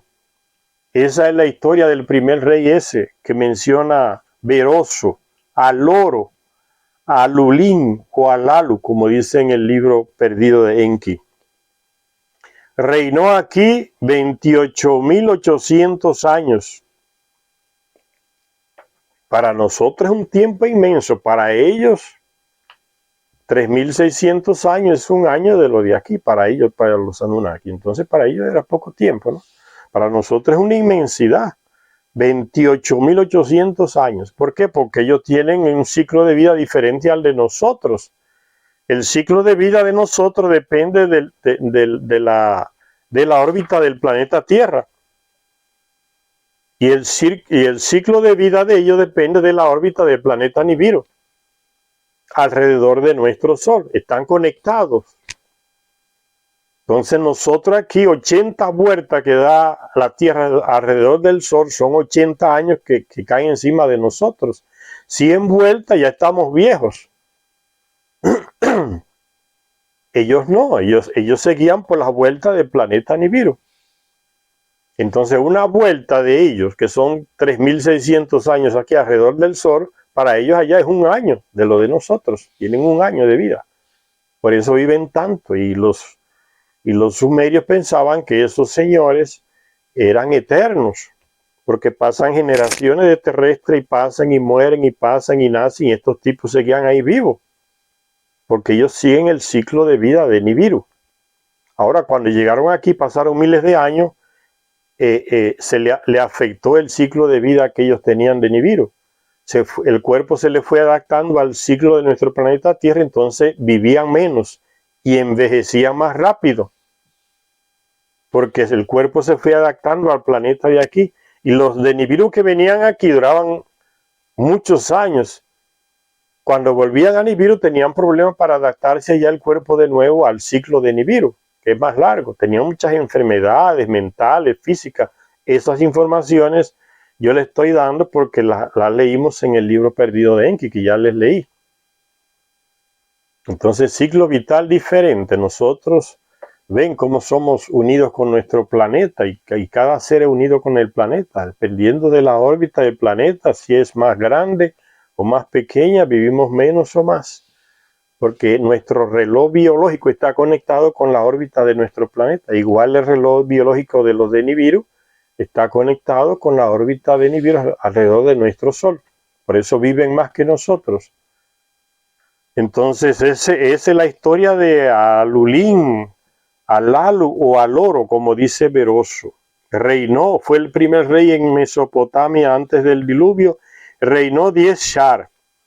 Y un Shar se estima que son 3.600 años, que es la órbita de Nibiru alrededor de nuestro Sol. Cada 3.600 años aparece por aquí. Después de ese rey llegó Alapro, que reinó 3 Shar. A este le sucedió Amilaro. Ese Alapro se llamaba Alargal. En el libro perdido de Enki se menciona, fue un comandante que Enki nombró ahí en Eridu, la ciudad que fundó, nombró como comandante, como rey, Alargal. Era piloto de una de las naves que vino con Enki, Oea, de Nibiru. Ese Alargal, aquí se le dice Alapro, el segundo rey. Los dos reyes, Alalu y Alapro, reinaron en Eridu, ahí en el sur de Mesopotamia. Y eso lo confirman los textos sumerios. Vamos a ver más adelante. Esos dos primeros reinaron ahí en Eridu, los otros en otras ciudades de Mesopotamia. Después de Alapro reinó Amilaro, de la ciudad de Pantibiblón, que reinó 13 Shar. Después de este, Amenón reinó 12 Shar. Él era de la ciudad de Pantibiblón también. Después reinó Megaluro del mismo lugar, Pantibiblón. 18 Shar gobernó ese Megaluro. Más tarde llegó Daos el pastor. ¿Quién es ese Daos el pastor? Se le dice en el libro de Enki Dumuzi, era hijo pequeño de Ea o Enki, y era pastor de ovejas. Tenía muchos criaderos de ovejas. Era Anunnaki, hijo de Enki. Ese es Dumuzi, se menciona en la Biblia, no me lembro en cuál profeta, si Jeremías o Isaías, o en qué libro del Antiguo Testamento se menciona a Dumuzi. Se le dice un texto ahí del Antiguo Testamento, no recuerdo ahora, no lo tengo en la mente cuál capítulo es, cuál profeta, y dice, mujeres llorando por el dios Tamuz. Se refiere a Dumuzi. ¿Qué pasó con ese Tamuz o Dumuzi? O llamado también, según Beroso, Daos, el pastor de ovejas. Él era el hijo pequeño de Ea o Enki y se iba a casar con una Anunnaki. Y parece que en algún momento abusó de una media hermana de él. Y entre los Anunnakis el estupro no se perdona. Eso es como la línea roja de la moral de los Anunnaki, estuprar a una mujer. De ellos, porque estuprar a terrestre para ellos le daba igual. Por entre ellos, estuprar a una mujer es la línea roja que uno puede cruzar. No debe cruzar, pero muchos la cruzaban e inmediatamente era condenado. No importa que fuera el comandante en jefe, el rey, no importa.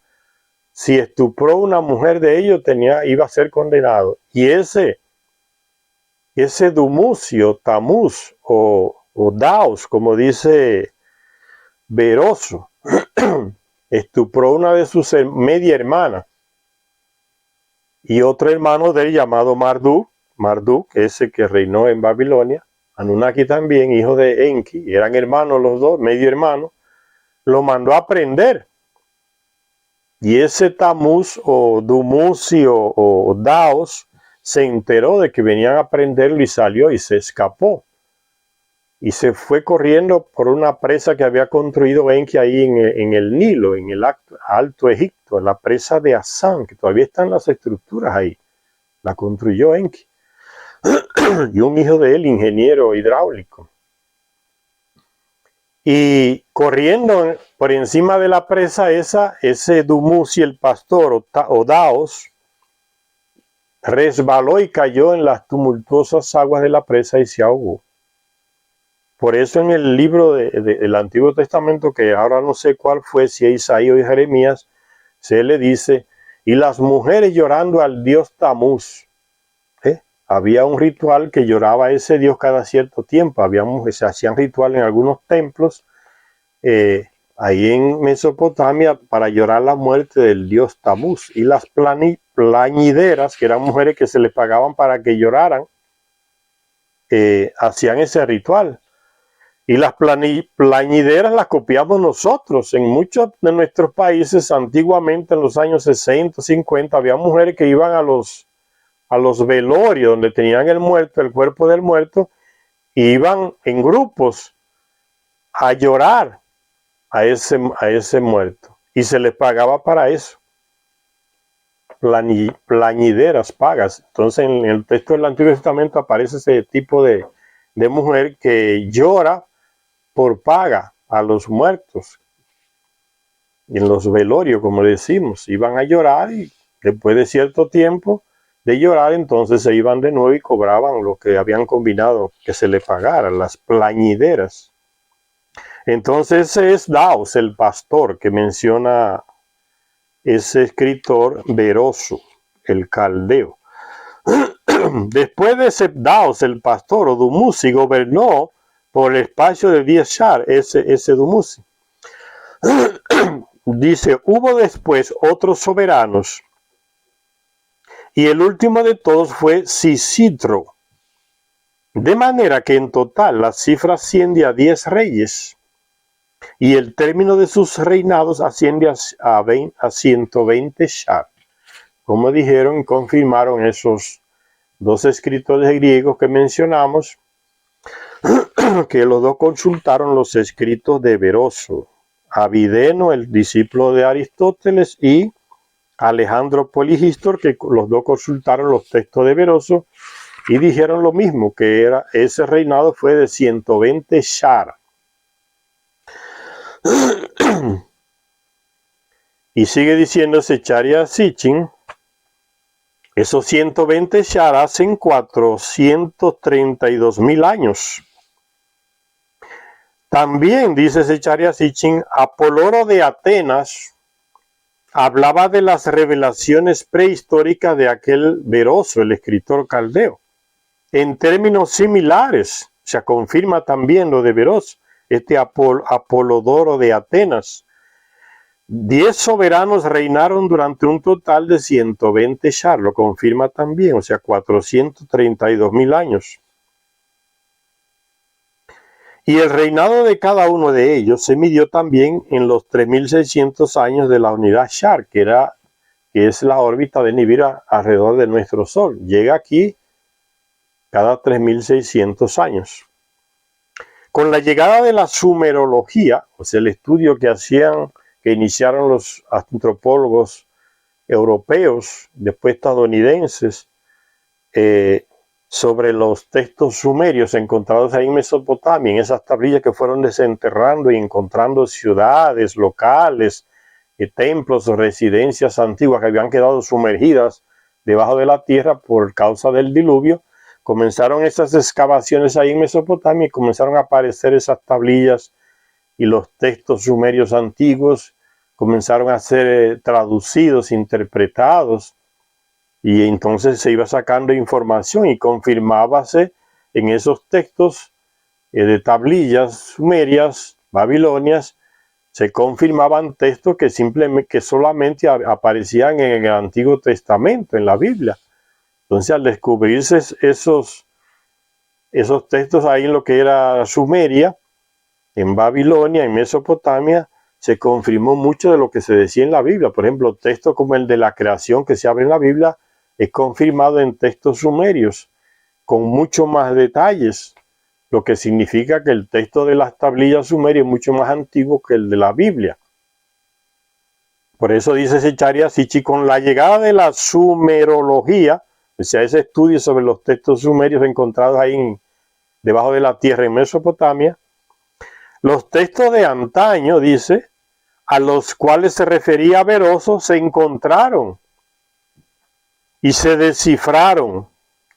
Era la lista de reyes sumerios que, según parece, transmitieron la tradición de los 10 soberanos antediluvianos que gobernaron la tierra desde los tiempos en que el reino fue bajado del cielo hasta la llegada del diluvio. O sea, los textos en los que se basó Beroso fueron encontrados en esas tablillas sumergidas o escondidas debajo de la tierra por causa del diluvio. Entonces ahí se encontró también esa misma lista que había escrito Beroso de los 10 reyes antediluvianos. Entonces dice que iniciaban desde la llegada cuando el reino fue bajado del cielo. ¿Qué significa eso? Cuando los Anunnaki trajeron su sistema monárquico de Nibiru aquí y lo implantaron aquí. La monarquía vino de allá. Por eso dice, el reinado bajó del cielo. El sistema monárquico lo trajeron ellos de Nibiru y lo implantaron aquí. Y todavía existen reyes. O sea, el sistema monárquico todavía está. Ya es una reliquia de la Edad Media. Pero ya se había implantado en Sumeria miles de años atrás. No comenzó en la Edad Media. Es simplemente una continuación. Y todavía existen esas reliquias de reyes aquí que solo parecen más parásitos que reyes. El de España, el de Inglaterra, el de no sé cuánto. Solo viviendo del erario público, del trabajo de los otros. Ya prácticamente son adornos esos reyes. El ser humano va avanzando, el terrestre, en esta superficie y se van cambiando los sistemas. Eso es lo normal. Entonces los reyes ya están quedando como una reliquia de la Edad Media. Ya cuando llegan las repúblicas y se liberan de los reyes, entonces se da otro paso. Después vienen las democracias también. Y así las democracias representativas tienen que irse quedando atrás para darle paso a otro tipo de gobierno mejor, que sea más justo. Porque ya vemos que las democracias no están dando, esa democracia representativa que tenemos no está dando resultado. Porque cualquier maco podrido se mete y llega a diputado o a senador y a presidente también. Y todo en nombre de la representación democrática. Defienden ese sistema democrático representativo porque es el que le conviene, porque le ayuda a robar más. El grupito de ricos siempre está encima en ese sistema democrático representativo que tenemos. Y cuando uno analiza y abre los ojos y se pone al lado de uno de esos personajes, sea diputado, senador o presidente, que nos representan, uno que lee y estudia, ve y le duele que ese tipo o esa tipa digan que son nuestros representantes y que defiendan ese sistema democrático. Ese es el que defiende el capitalismo de Estados Unidos, la representación, porque es el que le conviene a la clase más rica, a la más poderosa, a las oligarquías, ¿no? Y uno se pone al lado de ese tipo, ¿no? Usted me representa a mí. Yo no tengo carro y usted tiene uno que es gratis. Yo tengo un desastre de carro ahí y tengo que comprar la gasolina carísima. Usted tiene un carro último modelo gratis y la gasolina también es gratis. Yo compro un celular barato y usted tiene uno carísimo y gasta millones en llamadas gratis. Y usted dice que es mi representante. Usted tiene guardaespaldas gratis, chofer gratis, y dice que es mi representante. Yo no puedo tener eso. Usted tiene pasaje gratis para el exterior, con compañía, pago los pasajes por el dinero público, y yo no. Y usted dice que es mi representante. A usted le dan una exoneración para exportar, traer, para importar, traer de Estados Unidos, de otro país, el carro de último modelo que usted quiera, gratis, sin pagar ningún impuesto, y yo tengo que comprar uno ahí de usado por miles de dólares. Y usted dice que es mi representante. Esa intelequia de la democracia representativa tiene que avanzar como ha ido avanzando los sistemas que tenemos, que eso es una desgracia, eso es una mentira, eso es una falsa, es una hipocresía. ¿Qué más de esos ejemplos que acabo de poner? Eso es representación. Usted tiene comida ahí en su casa de lo que quiera comer y yo allá en un ranchito y usted dice que me representa a mí. ¿Qué representación es esa? Que yo me muero de hambre y usted le sobra la comida y se la echa a los puercos que está criando allá en su granja. Esa representatividad tiene que darle paso a otro tipo de democracia. Democracia protagónica. Que el pueblo sea el que mande.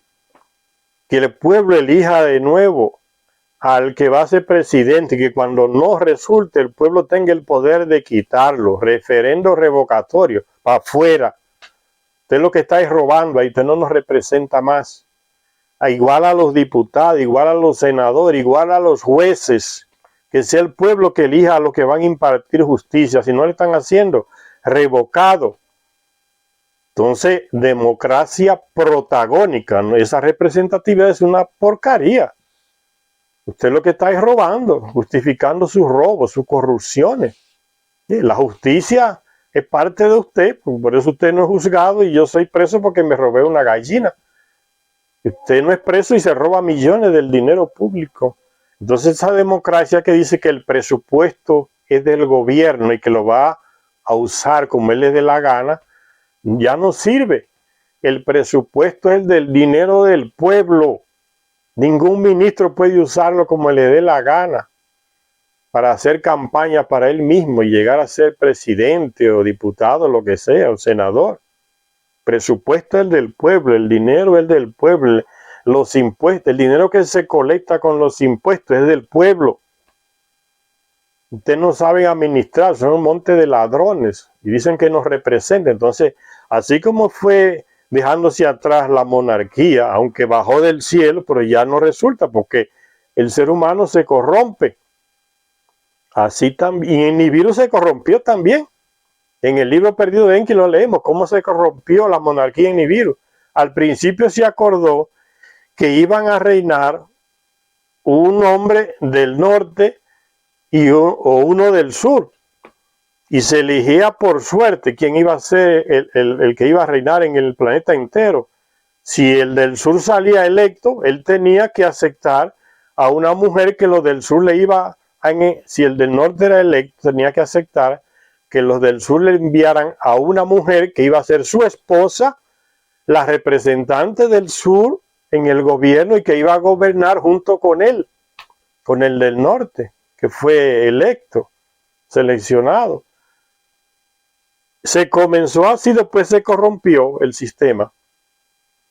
¿Qué pasaba? Que el hombre comenzó a dejar a la mujer a un lado y el rey era el que mandaba y comandaba y él hacía las leyes y la mujer se convirtió en una simple presencia ahí decorativa, la simple esposa del rey. Se corrompió también el sistema monárquico en Nibiru, pero siguieron así.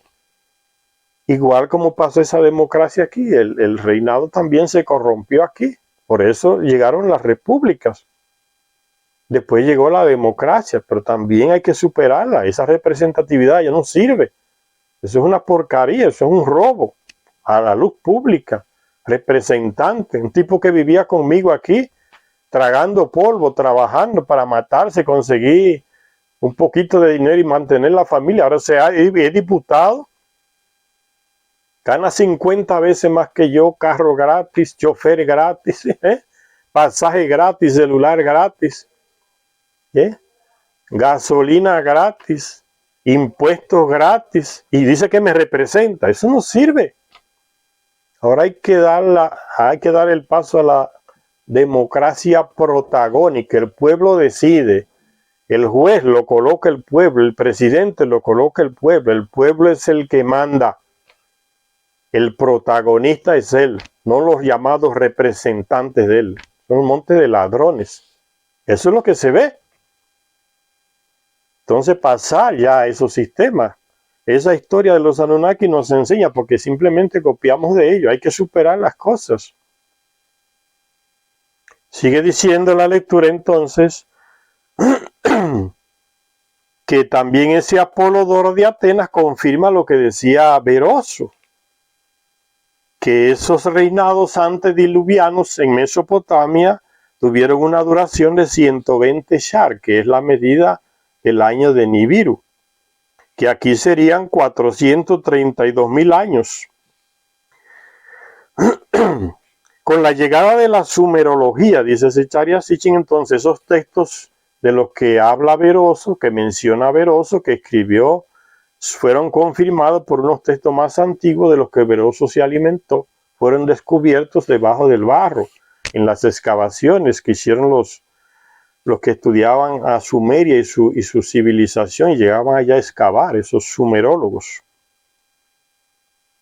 Dice, una lista de reyes sumerios conocida como el texto WB144, eso tiene que estar en algún museo de Alemania por ahí, o de Turquía, o de Inglaterra, o de Francia, en algunos de esos museos por ahí cogiendo polvo, este texto antiguo que se llevaron de Mesopotamia y lo clasificaron allá con la letra WB y número 144. En alguno de esos museos está, que menciona aquí Zecharia Sitchin. Dice, ese texto, que es un texto sumerio, documenta los reinados divinos en 5 asentamientos, o sea, en 5 ciudades. En la primera ciudad, que fue Eridu, recuerden lo que le dijo, ¿no? Alalu, y el otro que es Alapro, que es Alalo y Alalgar, reinaron en Eridu, porque uno era el rey que vino de Nibiru huyendo y el otro era el comandante de Ea o Enki que se estableció en Eridu, fundó esa ciudad, la primera. Dice entonces, esos textos lo confirman. Una lista de reyes sumerios conocida como el texto WB-144 en algunos de esos museos de Europa. Documenta los reinados divinos en 5 asentamientos o ciudades. En la primera ciudad, Eridu, hubo 2 soberanos y el texto prefija a ambos nombres con el título silábico de Alalo y Alalgar. Es el Aloro y el Alapro que menciona Beroso. Dice ese texto que menciona Zecharia Sitchin WB-144, catalogado así en algún museo quizá de Berlín o Alemania. Dice, cuando el reino fue bajado del cielo, o sea, cuando los Anunnaki llegaron aquí, trajeron ese sistema de la monarquía, eso quiere decir el reino bajado del cielo. Cuando el reino fue bajado del cielo, el reino estuvo primero en Eridu. En Eridu, Alulín se convirtió en rey, el Alalu, Aloro, Alulín. Se convirtió en rey y gobernó 28.800 años. Después siguió Alalgar, eso en Eridu, gobernó 36.000 años. 2 reyes la gobernaron a Eridu por 64.800 años, que son la suma de los 2 reinados. Entonces los 2 comienzan con Alalu, Alulín, Aloro, y Alalgar, que es el mismo Alapro. Y sigue diciendo Zecharia Sitchin, el reino se transfirió después a otras sedes de gobierno, a otras ciudades, donde los soberanos recibieron el nombre de En o Señor. Y fue cambiando la designación. En algunas ciudades se llamaba el justo, o el Señor, o el vigilante. Se le fue designando al rey con diferentes nombres. Eso es lo que quiere decir. El reino se transfirió después a otras sedes o ciudades de gobierno, donde los soberanos recibieron el nombre de En o Señor. Y en un caso, el título divino de Dingir. A los Anunnaki en un tiempo los terrestres le decían los señores. Después de miles de años se inventaron que ellos eran dioses, 2 de ellos, un hombre y una mujer se inventó, el Marduk y la Inanna, se inventaron que ellos eran dioses, que podían resucitar y podían dar vida eterna, y le metieron ese cuento a los terrestres hasta el día de hoy. Esas son las bases de las religiones, pura mentira. Dios es nada. Entonces dice que se le designaba a veces con el nombre del Señor, a veces con el nombre divino de Dingir. Nombre divino, ¿por qué? Porque es referente a los Anunnaki, los dioses. Dice el texto, dejó Eridu, el reino, se fue a otra ciudad. Su reino se llevó a Bactivira. En Bactivira, en Menluanna, gobernó 43.200 años. Bactivira, una ciudad antediluviana, ahí en Mesopotamia, que fue destruida por el diluvio. ¿Y qué era Bactivira? Bactivira era la ciudad de la fundición, porque el oro que se traía desde África, junto con otros metales, llegaba en barco ahí a Bactivira, en Mesopotamia, y ahí se le refinaba para enviarlo a Nibiru, el oro refinado, para que taparan el agujero allá. Y de Bactivira se enviaba a otra ciudad que quedaba cerca ahí en Mesopotamia, llamada Sikpar, que significa ciudad pájaro, porque eran donde estaban las naves espaciales que salían como águilas, como pájaros, hacia el espacio, hacia Marte, que había una estación de paso, como ya les dije, y de Marte en nave más grande hacia Nibiru. Por eso se dice Bactivira. Ahí estuvo el trono, ahí estuvo el rey designado por ellos, por los Anunnaki. Y menciona entonces el nombre. ¿Quién reinó en Bactivira? En Menluanna, que gobernó 43.200 años. En Mengalagna era otro que gobernó 28.800 años. Y el divino Dumuzi, aquel pastor, gobernó 36.000 años. 3 reyes gobernaron a Bactivira durante 108.000 años. 108.000 años, estos 3 reinados.